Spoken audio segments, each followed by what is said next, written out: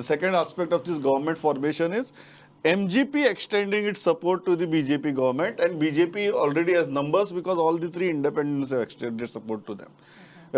And BJP MLAs are not happy with that. How are you looking at it? Do you think that BJP MLAs right now are justified in refusing the support of the MGP? I think BJP MLAs are totally justified.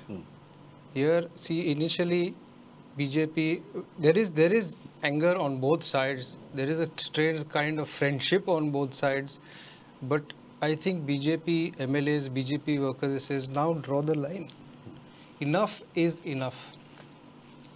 We took two members from them, two MLAs from them into this. After that, we fought an election together. We fought election, against each other. We worked against each other. And now you're saying, come, please, okay, come and join us when we don't need them. So I think BJP MLAs are, and the other point is you bring one fellow, means one person from BJP is going to be deprived of a ministerial post. So I think there is anger, there is justification, as you asked me, that we don't want these people anymore because we have the numbers. Second, this thing, put up us that we need BJP for MGP for 2024 elections and all. I mean, that is a bit too far-fetched, I think. I have no idea why they need the MGP at this point of time at all. And it is time for BJP to regain its true character.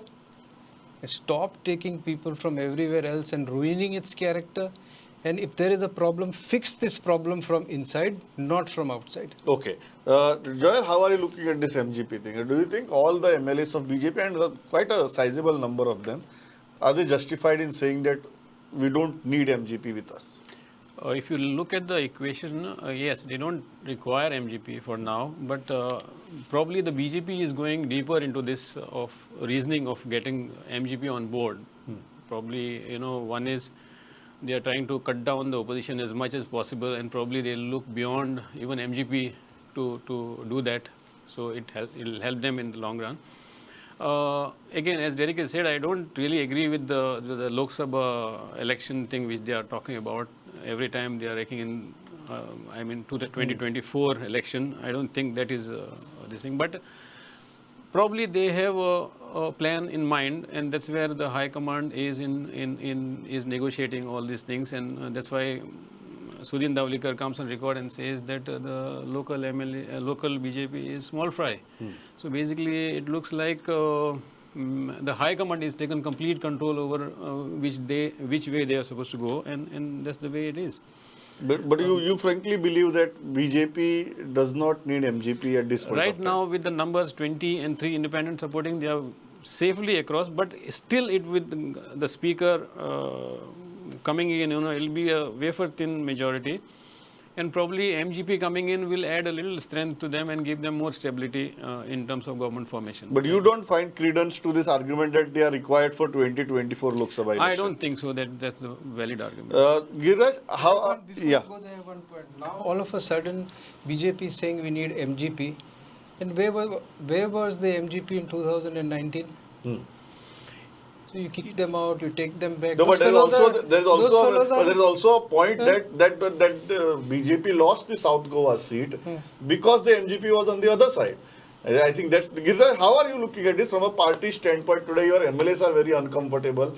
How is party looking at this equation? And there is a party like MGP which has already extended the support.